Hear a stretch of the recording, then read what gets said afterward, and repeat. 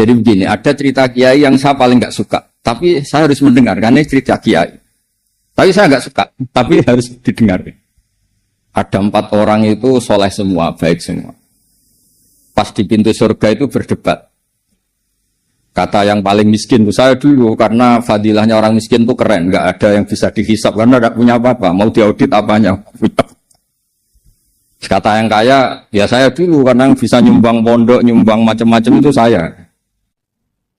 Kata yang tadi kata Gus Zofur, patriotik. Saya karena saya yang pejuang. Lah kiai itu biasanya diem aja karena mau ngomong itu serba salah. Akhirnya malaikat Jibril, ini cerita kiai. Kamu boleh nggak percaya juga nggak apa-apa kan? Nggak wajib diimani cerita ini. Juga tidak merugikan saya kamu percaya tidak percaya. Malah kalau percaya ngundang lagi merugikan saya. Kata Allah, coba Jibril itu kamu leret. Orang fakir, kamu tahu fadilahnya keutamaan orang fakir kata siapa? Kata Pak Kiai. Orang kaya, kamu tahu keutamaan dermawan kata siapa? Kata Pak Kiai. Para pejuang, kamu tahu fadilahnya patriotik itu kata siapa? Kata Pak Kiai. Sudah, jangan mendahului Pak Kiai. Pak Kiai dulu yang masuk surga. Tapi Kiainya itu gampang, nggak berani masuk.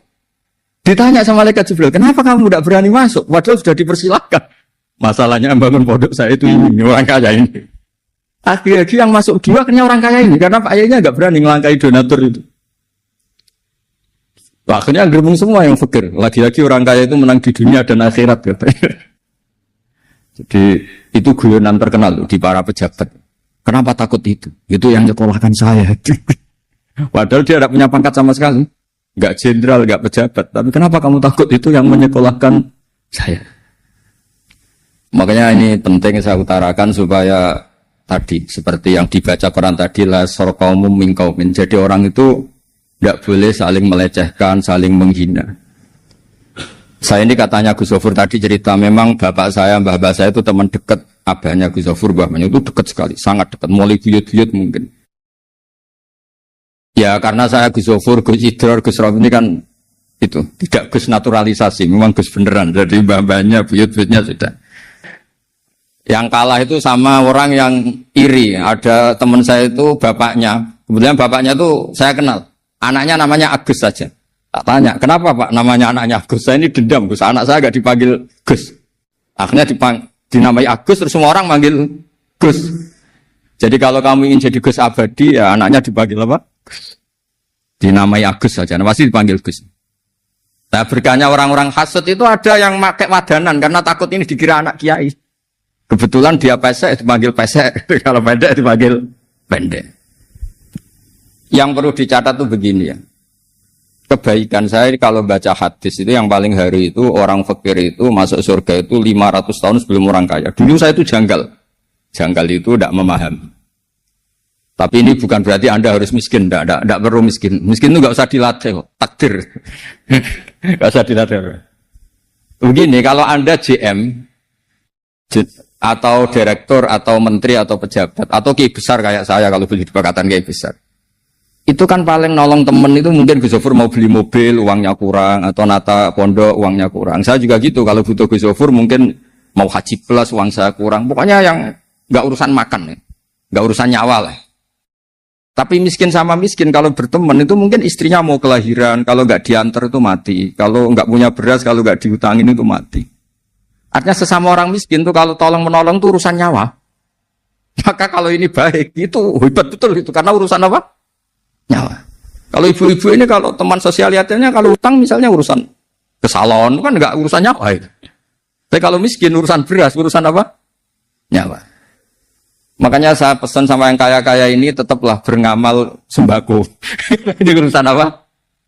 Nyawa. Jadi saya senang kalau ada program negara BLT atau ngasih makan, ngasih apa yang terkait nyawa. Itu penting sekali. Jangan karena kita elit, kemudian kita utang piutang, misalnya urusan plesir ke Eropa, atau ke mana, atau kaji plus, atau apa itu. Janganlah, yang mendesak itu fardhu ain. Sebab itu, kajian fikih yang paling saya kenang itu, ya halal haram tadi. Misalnya ada teknologi canggih, orang bisa naik ke bulan atau ke Mars. Mesti pertanyaannya itu, boleh apa enggak? Kalaupun boleh itu semendesak apa ketika rakyat kita masih miskin? Begitu juga ngelola Pertamina, ngelola negara, ngelola apa saja. Pertanyaannya itu boleh enggak? Misalnya kita punya mobil semuanya tercukupi. Mesti hukumnya itu satu. Mau kemana? Kalau mau bunuh orang, mau judi, mau apa, ya haram. Jadi kalau mau pengajian, mau baik, ya baik. Jadi teknologi apapun itu harus dibawa konstitusi halal atau haram. Karena nggak ada prestasinya sama sekali. Kita punya mobil mewah, punya uang banyak, punya ajudan banyak. Ternyata itu menjadi alat kita durhaka, alat kita maksiat. Nggak ada gunanya semua. Tapi sebaliknya, kalau itu untuk kebaikan, ya baik. Sebab itu saya pernah ditanya sama seorang dosen, kenapa sih dalam Islam selalu yang dibicarakan halal haram? Karena kita naik bulan, naik ke Mars, atau kita diam di bumi. Yang ngatur kita, yang menjadikan kemaslahatan kita itu hanya satu. Kalau halal ya maslahat, kalau haram itu matur. Nah, kalau halal yang sempurna itu tidak bisa, tadi Pak Aribo cerita yang masalah tajrid asbab, setidaknya tidak mengganggu. Saya pernah ngisi acara, kebetulan derek Pak Kures di UGM, saya cerita, Indonesia itu untuk runtuh itu gampang, separuh negara maling semua, atau korupsi semua, atau penjahat semua itu, penjara tidak cukup, terus negara kolek. Jadi untuk memuji bangsa ini, bangsa yang baik adalah mayoritas orang Indonesia tidak melakukan tindak pidana. Dan itu awal anak kita tidak jadi terbunuh, harta kita enggak dicuri. Jadi orang tidak melakukan sikap apapun, asal tidak melakukan tindak pidana itu sudah menyumbang kestabilan negara. Makanya ketika Nabi cerita orang baik itu yang nolong orang, yang memberi orang, kata Nabi terakhir, kalau tidak bisa semua, takufu syarroka anin nas, fa innaha shadaqatun minka ala nafsik. Yang penting potensi jelek kamu jangan menimpa orang lain. Coba ada orang enggak diperkosa, kenapa? Karena nggak ada yang merkosa, nggak mati, karena ada yang bunuh. Jadi inti dari semua kebaikan adalah potensi-potensi kejahatan ini tidak jadi dilakukan. Jadi tidak harus berbuat baik dulu, jangan berbuat jelek dulu. Banyak dalam kaidah fikih disebut darul mafasid muqaddamun ala jalbil masalah. Yang penting dalam aktivitas kita ini tidak menimbulkan kerugian pada orang lain. Coba anak kita selamat karena apa? Keluarga kita selamat karena apa? Teman-teman kita, tetangga kita selamat karena apa? Karena tidak dibunuh, tidak diperkosa, tidak dijamret, tidak dicuri. Nah, saya berharap negara ini juga semua kita menghormati inkifafuhum anis syar atau inkifafuhum anil maksiyah. Bahwa kita ini terima kasih sekali sama semua orang yang tidak melakukan pidana. Maksudnya gini Pak Ridho, Pak Atmaja, jangan nunggu orang baik itu karena dia nyangoni kita, menghormati kita. Itu kayak agak-agak kapitalistik. Muji orang saja kok nunggu orang itu ngasih kita. Coba kalau orang ngasih kita, misalnya Zaid ngasih kita uang 1 miliar. Tapi misalnya yang lain, Fulan itu, bunuh anak kita atau apa itu. Kan ya kacau semua. Artinya gini, yang ngasih uang kita mungkin ya baik. Yang tidak ganggu kita juga baik. Karena dengan dia tidak ganggu kita, negara ini baik. Kestabilan terjaga. Kemakmuran terjaga. Sebab itu dalam sebuah hadis Nabi ngendikan ketika ditanya orang Islam itu siapa? Man salimal muslimun min lisani wa yadi. Orang yang orang lain itu tidak kena imbas dari keburukan tangannya maupun keburukan lisannya. Itu pegang. Sehingga saya ini sering kalau ada tetangga meninggal tuh yang sering lepas jenazah itu saya. Biasanya saya itu 5 menit, 3 menit. Tapi keluarganya itu mesti komplain. Terutama istrinya. Istri itu kan nggak suka kalau ada orang muji suaminya. Karena sudah meninggal tak puji ini orang baik. Karena tiap malam itu ya lihat TV. Terus kukar-kukur di rumah, ngelamun sampai pagi. Ini orang baik. Terus istrinya tanya, baiknya di mana? Itu kalau malam itu suami kamu nyopet atau garong itu selesai. Barokahnya di rumah ngelamun sampai pagi tidak berbuat apa-apa. Tapi kan nggak tahajud nggak apa Gus. Memangnya dia kiai disuruh apa? Tahajud. Ya sudah gitu saja. Yang penting tidak membahayakan orang apa? Lain. Terus dia baru nangis, ternyata suaminya itu orang baik. Saya tanya, kenapa tidak bilang dulu Gus kalau suami orang baik? Oh nanti besar kepala kalau saya bilang dulu. Intinya mau saya itu kebaikan itu tentu melakukan kebaikan. Tapi di balik itu semua atau standar paling harus kita lakukan sekarang juga adalah al-inkifaf atau al-intiha anil maharim atau anil madzalim. Makanya dalam kitab Khilyatul Aulia, karena tadi besok sudah bilang ini saya ngaji lama sama Mbah Maimun, jadi saya harus cerita. Sofyan As-Sauri itu termasuk ulama yang sangat dikagumi. Itu termasuk guru-gurunya Imam Syafi'i. Itu kalau pengajian ya seperti saat sekarang ini. Beliau bilang wa aulal faraid al intiha anil maharim wal madzalim. Sebetulnya keharusan tertinggi adalah semua orang tuh menahan diri tidak merugikan orang lain. Coba misalnya kita dikasih uang orang 1 miliar, dikasih jabatan JM, tapi nyawa kita terancam, keluarga kita terancam, karena orang jahat semua. Tidak ada gunanya. Negara ini menjadi baik karena kebanyakan kita, dan alhamdulillah bangsa Indonesia masih seperti ini, kebanyakan kita ini tidak ingin melakukan pidana. Dan alhamdulillah sampai sekarang ya begini. Tentu memang selalu ada oknum-oknum yang berbuat jahat, akhirnya ada kepolisian untuk nangani. Tapi yang jelas saya pastikan, tadi mengingat dawuhnya Sufyan Ats-Tsauri tadi, dawuh Imam Sufyan Ats-Tsauri itu, wa aulal faraid al-inkifaf anil madzalim wal maharim. Kebaikan tertinggi, keharusan tertinggi sebagai manusia itu orang menahan diri tidak melakukan sesuatu yang merugikan orang apa? Lain. Sehingga jenengan kalau saya sering cerita ini dan saya ulang-ulang, nanti sesuai permintaan kita semua nanti mau itu yang kedua Gus Iit, karena ini baru latihan nyai, jadi memang harus saya dulu. Kalau dulu Gus Iit nanti nggak keren. Saya itu sering cerita kalau Anda habis isya terus tidur sampai subuh. Saya ulang-ulang karena ini kampanye saya supaya masuk surga itu mudah. Saya ulangi supaya masuk surga itu mudah. Kalau Anda habis isya terus tidur sampai subuh atau cangkruk sama istri bercengkrama sampai subuh ya agak mukhal itu. Karena biasanya kalau sudah lama-lama itu enggak cerai sudah baik. Agak-agak mukhal ya. Bohong itu kalau sudah nikah lama harmonis itu hoak gitu. Bukan praktek itu kenyataan. Enggak usah munafik yang depan-depan ini, biasa aja itu. Tuh saya sering bilang di beberapa pondok supaya teori saya ini diuji. Kalau dalam teori kampus itu secara akademik teruji. Itu malaikat itu punya 2 pilihan. Kalau malaikatnya itu khusyuk, jenis yang torekoh mungkin jenis yang khusyuk, mesti bilang gini. Orang ini semalaman cangkruk, semalaman bercengkrama, terus tarokat tahajjuda wal witra, terus atau warwatib apalah. Ini orang enggak tahajud, enggak witir, enggak wiridan.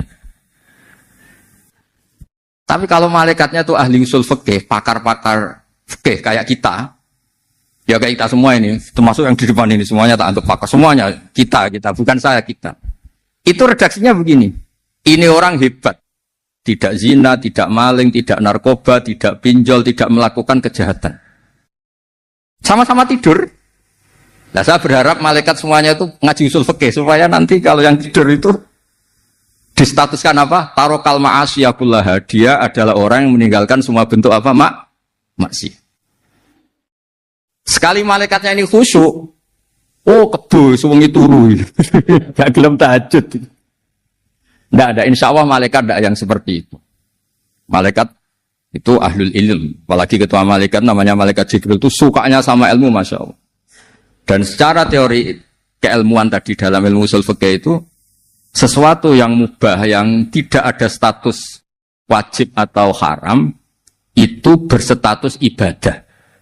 Karena setiap orang melakukan mubah, barang yang boleh artinya apa? Meninggalkan keharam. Ini perlu dicatat, dan termasuk taat terbaik adalah meninggalkan apa?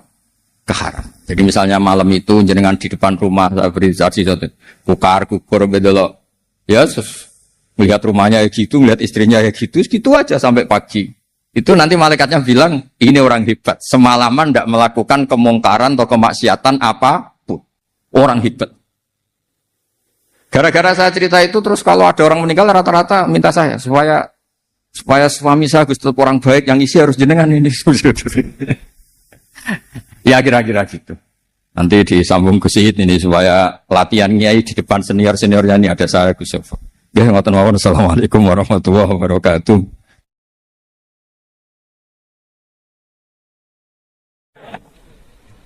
Jadi begini, tadi bicara tentang sanad. Jadi saya harap semua santrinya Mbah Mun, baik yang pernah mondok maupun pecintanya, sanad ini kualitasnya harus dijaga. Jangan sampai ada sanad yang hoax, kalau dalam bahasa hadis maudhu. Kenapa demikian? Karena orang membayangkan yang tidak kita menangi, misalnya kita membayangkan Imam Ghazali atau Imam Haromen atau sampai sahabat, akhirnya sampai Rasulullah Shallallahu Alaihi wasallam itu tidak melihat. Satu-satunya background yang kita lihat adalah guru kita atau orang yang kita saksikan. Saya ulang lagi ya, satu-satunya cara melihat Rasulullah adalah melihat sahabat, melihat tabi'in, tabi'in, sampai melihat guru-guru kita yang sekarang. Kenapa demikian? Karena mau tidak mau itu ada sanad. Sehingga dalam ilmu hadis atau ilmu fikih disebut ada orang mimpi ketemu Rasulullah, misalnya saya ketemu Rasulullah dan beliau ngendikan besok Ramadan. Itu kalau di ilmu fikih la yu'tabaru qaulu, tidak perlu diikuti. Mendingan ngikuti Pak Rosid yang enggak mimpi ketemu Rasulullah tapi melihat apa? Hilal. Saking nganggurnya di pinggir laut terus. Itu tidak apa-apa. Terus ditanya seorang ulama tadi, bagaimana Anda membandingkan mimpi ketemu Rasulullah dengan melihat hilal? Kata ulama tadi, mimpi ketemu Rasulullah itu hak Anda. Saya boleh percaya, boleh tidak. Tapi haddatsani rajulun minal ulama, haddatsani rajulun sampai Rasulullah setiap mengatakan haddatsani rajulun tambah yaqadatan. Bahwa Rasulullah secara terjaga ngendikan sumu li ru'yati wa aftiru li ru'yati. Fa in huma alaikum fa akmilu iddata sya'ban salasina yauman. Kamu puasa Ramadan ya karena melihat rembulan, nanti lebaran juga karena melihat rembulan. Nabi mengatakan itu secara yaqadatan terjaga. Sahabat menyaksikan riwayat itu juga secara terjaga. Tabi'in meriwayatkan itu juga secara terjaga. Sampai Mbah Mun, sampai Gus Zofur, sampai kita, semuanya diriwayatkan secara terjaga. Maka riwayat yang secara terjaga ini jangan dikalahkan oleh subjektivitas seseorang yang mengklaim mimpi ketemu Rasul. Bukan karena tidak percaya tentang mimpi itu, tidak. Man ro'ani fil manam faqat ro'ani. Tapi itu kan subjektif. Kalau setiap orang yang ngomong gitu kita percaya, ini hancur. Ya nak saya ngomong Habib atau ulama bisa dipercaya. Nak saya ngendikan Pak Rosid tenang tora. Jadi ini supaya sanad ini terjaga. Jadi sanad itu harus terjaga. Makanya saya pernah entah tahun berapa saya memang tidak perlu saya ingat-ingat karena saya memang nggak suka punya kenangan Mbah Mun ada tanggalnya supaya abadi. Ada orang tertentu yang suka ditanggalin kalau punya kenangan sama Mbah Mun. Kalau saya tidak usah tanggal, biar kenangannya mustamir setiap saat. Saya pernah diminta Mbah Mun, hak delok wajahku. Beliau ngendikan man ro'ani wa man ro'ani dakhalal jannah. Man ro'ani wa man ro'ani la yaumil qiyamah dakhalal jannah. Siapa yang melihat wajah saya, melihat wajahnya yang melihat wajah saya, melihat wajah yang melihat wajah saya, dakhalal jannah. Kenapa itu menjadi penting? Karena figur manusia. Saya masih ingat ketika ngaji ilmu kalam sama Mbah Mun, sama Gus Zofur di kelas di MGS. Mbah Mun ngendikan gini. Saya masih ingat betul, tak catat ya. Wong ora iso niru pangeran. Wong pangeran ora salat, ora mangan, ora ngombe. Niru ya mbek makhluk. Jadi tidak bisa kita tanpa wasilah, tidak bisa. Kamu niru Allah piye? Kaifa yusolli? Allah nak salat piye? Kacau kan? Allah nak poso piye? Memang Allah tahu mangan, Allah tahu poso. Nak turu piye? Allah la ta'khudhu sinatu. Maka ibadah itu niru makhluk. Karena kita makhluk. Makhluk itu duwe syahwat. Islam memberi sarana ibadah nikah. Sing ora payu nikah ana sarana ibadah ngempet. Paham ya? Ngene iku. Wae ora usah nguntal kapur barus ngempet. Sing sugih ibadahe sedekah. Sing ora sugih ibadahe dadi mustahik sing ridho.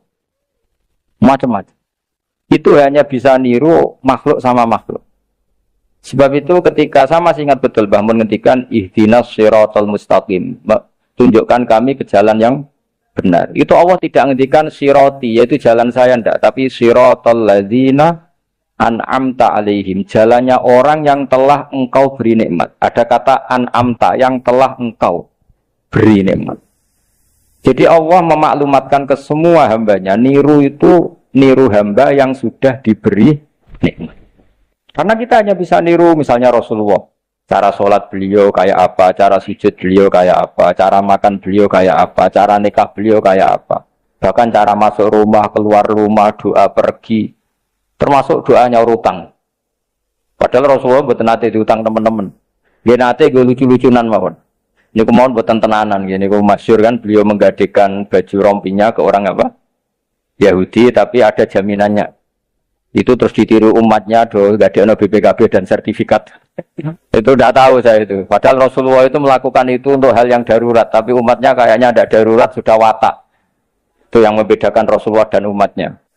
Tapi perlu saya sampaikan, sanad ini harus muttasil. Sehingga kita tahu bahkan cara tidur Rasulullah itu miring kemana, ala jambihil aiman, kemudian madhab kiblat.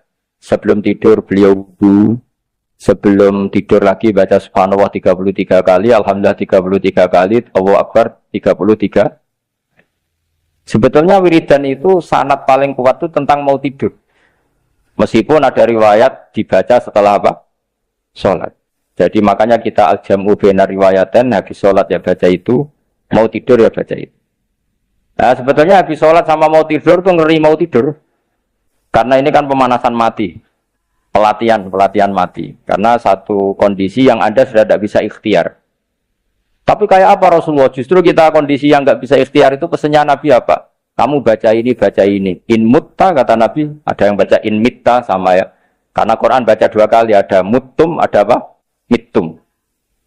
In mutta alal fitrah. Jika kamu mengikuti wiridan yang saya ajarkan, sekali kamu tidurnya bablas, maka kamu mata alal iman, kata Rasulullah.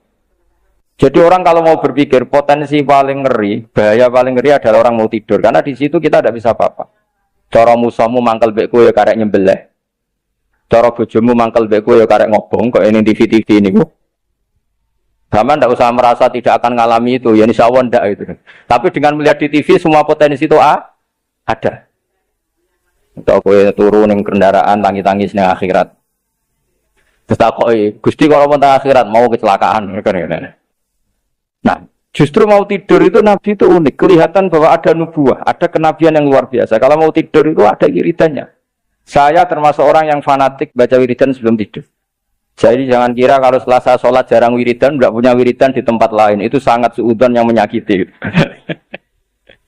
Saya punya cara sendiri untuk ingat Allah itu terutama mau tidur. Sampai istri saya itu protes. Gus, nak bersolat tahu mau nyekel tasbih api tidur. Saya itu punya tasbih lupa jumlahnya sama. Semuanya di kamar tidur. Ini sekaligus ijazah, entah pamer kebaikan, tidak tahu saya. Pokoknya sudahlah husnudzon saja. Suudzonu iblis. Karena mau tidur saya pikir, kalau tahu-tahu saya bangun terus ketemu mungkar nakir, terus kayak apa? Sehingga Rasulullah itu ngajari kita luar biasa. Bismika wa du'tu jambi wa bismika arfa'u. Kalau mau tidur doa populernya Bismika Allahumma ahya bismika amut. Hafalnya gitu tok. Saya hafal banyak. Allahumma rabbas samawati sab'i wa rabbal arsyil azim rabbuna wa rabbu kulli syai' falikal habbi wan nawa. Allahumma antal awalu falaysa qablaka syai' wa antal akhiru falaysa ba'daka syai' wa antal dhahiru falaysa fawqaka syai' wa antal batinu falaysa dunaka. Itu kok baca sampai tidur. Saking kadang takutnya sama Allah, akhirnya enggak bisa tidur. Kadang sampai 3:30 apa terus tidur baru setengah jam terus subuh. Jadi kalau melihat tren itu kayaknya saya bakat wali gitu. Kalau trennya seperti itu terus. Tapi sayangnya tren seperti itu jarang Warsid. Makanya terus tidak jadi wali-wali gitu. Tapi saya ingatkan ke jenengan, sanad-sanad seperti ini tuh yang mungkin Anda lupa. Anda hanya ingat sanad misalnya ya Mu'ad, inni uhibbuka faqul dubura kulli sholatin atau fala tad'anna dubura kulli sholatin Allahumma inni ala dzikrika wa syukrika. Kamu lupa bahwa saat paling krusial dalam hidup Anda itu tidur. Sehingga disebut wa min ayatihi manamukum billaili wan. Itu dari segi krusial gawat darurat, setiap saat Anda bisa mati. Belum urgensinya tidur untuk melawan maksiat.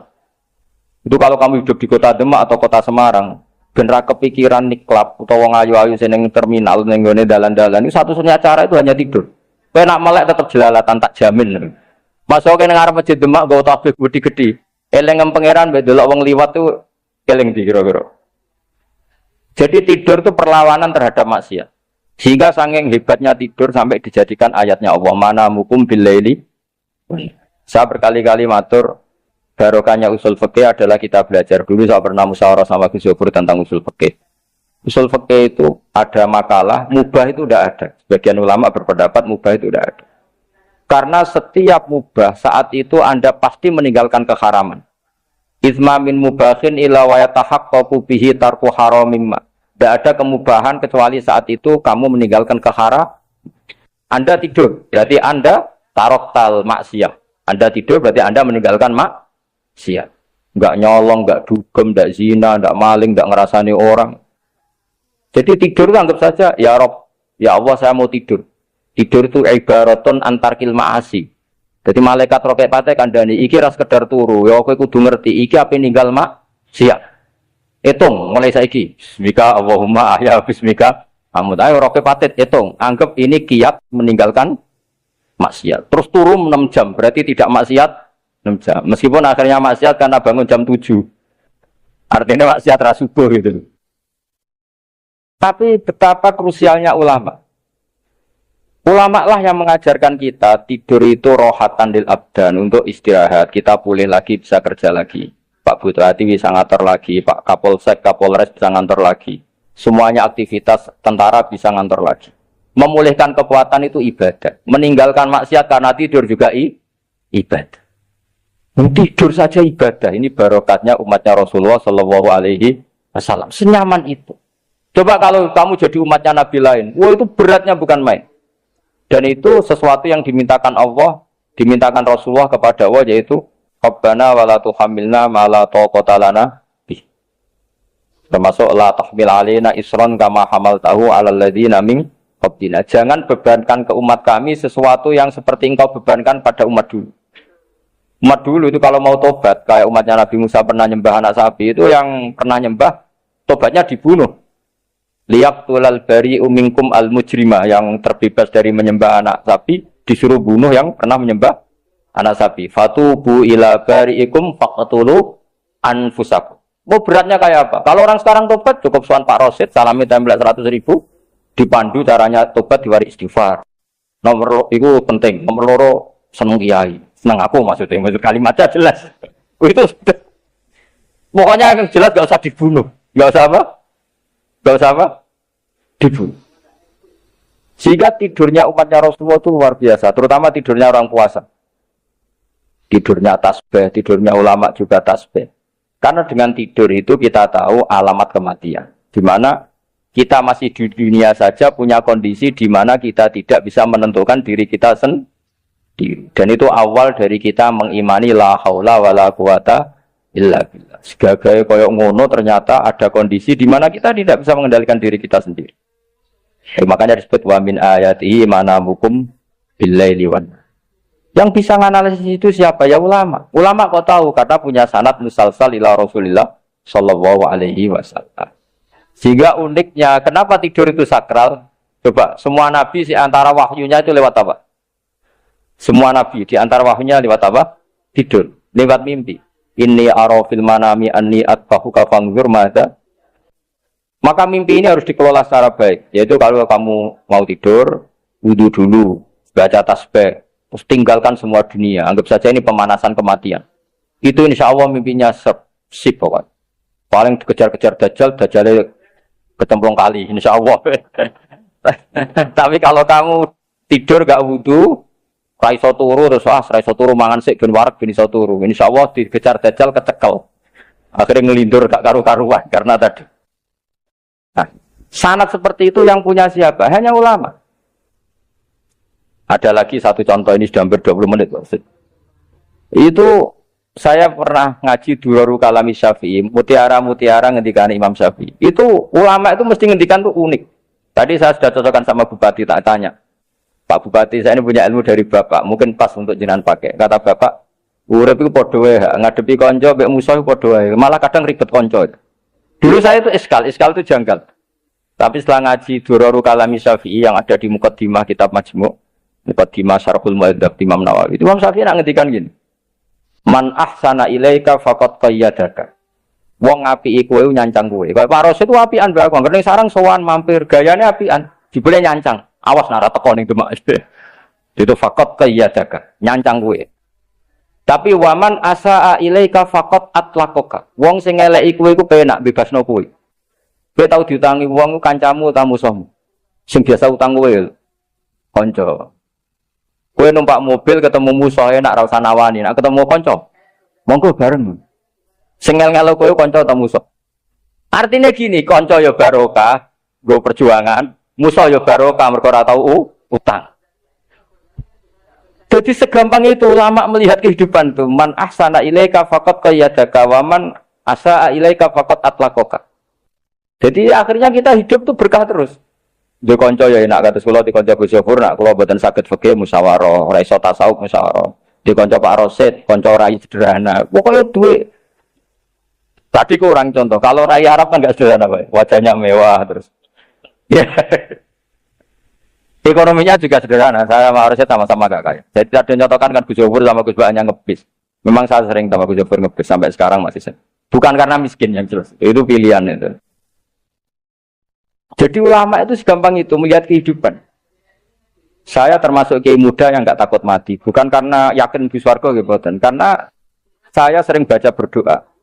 Allahumma ya Allah, kata Rasulullah, kamu harus berdoa ya Allah, ij'alil hayata ziyadatan li fi kulli khairin wal mauta rohatan li min kulli syarri. Mungkin sekarang kita ada zina, mungkin sekarang kita ada korupsi, mungkin sekarang kita ada maling, tapi potensi itu tetap ada. Yang bisa ngakhiri itu apa? Kematian. Maka anggap saja kematian itu rohatan li min kulli syarrin, semua mengakhiri semua keburu. Kayak apa Rasulullah memandang kehidupan? Kalau kamu masih hidup, anggap saja ziyadatan li fi kulli khairin. Saya gara-gara hidup saudara kersane Pak Rosid ngaji di sini. Ikhlas Pak Rosid itu sangat. Saudara senior kula dipaksa nggih gelem, diintimidasi nggih gelem. Wah itu barokah. Nanti setelah saya mau mati, karena saya juga akan ridho-ridho saja. Ya Allah, ini akhir dari segala potensi keburukan saya. Sehingga kiai-kiai NU, kiai-kiai alim itu ada bajingan, tukang ngemel wong kok mati. Saya gitu Pak, niki saya. Tanggane ora ono sing gelem muni saya. Kiai ini maksud, ayo Pak, muni saya Pak. Mboten saya ini tempuh. Langga saya pun mati, mun mboten saged nakal niku. Lha jenenge rohatan li min kulli syarrin. Kalau mayit ya rohatan lahu min kulli syarrin. Kayak apa? Sanad kita ke Rasulullah kabeh itu dimana jadi ibadah. Al hayat ziyadah fi kulli khairin, al maut rohatan min kulli syarrin. Kenal Pak Rosid ya ibadah. Apalagi kenal Gus Yofur ibadah, kenal Bupati ibadah, konco perjuangan. Kok kenal preman ya ibadah, konco latihan dakwah. Anggapnya latihan ngelola rehab. Kenal polisi ibadah, jaga stabilitas nasional. Kenal ABRI ibadah, jaga NKRI.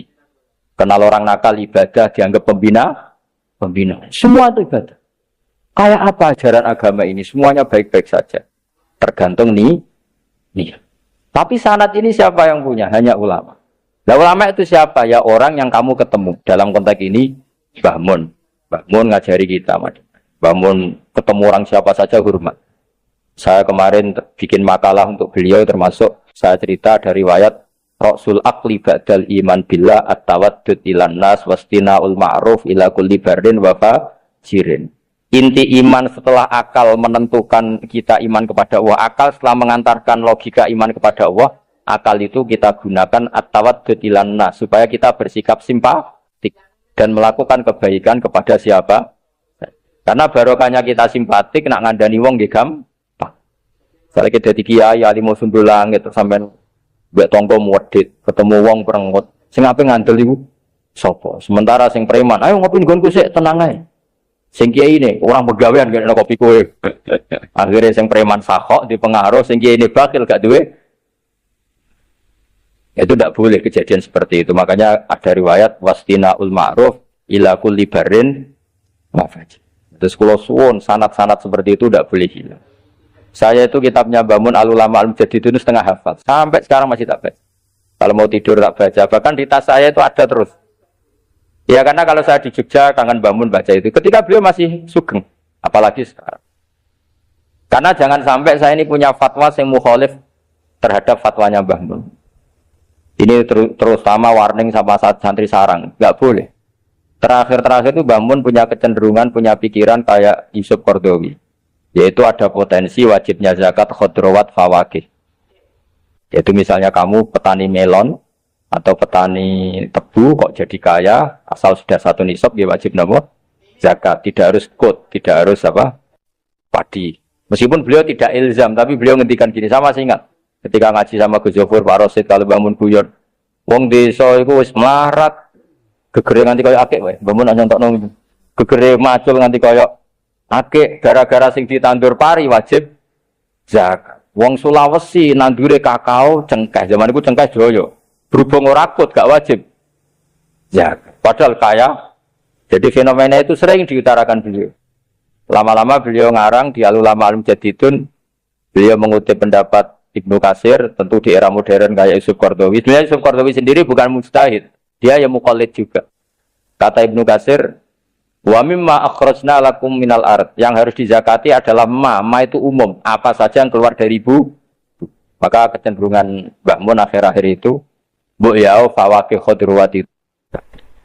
Tapi beliau tentu dan ilzam ya, karena beliau sangat fasih. Ini kan saran yang baik lah menurut saya. Apa sekarang ini jadi orang rumeng gitu. Yang kita ngetik mobil-mobil. Kirim tikus nak kontrol. Lewat atau wajib zakat. Kira itu loh mau dikoneksi mesti dengan macam-macam itu.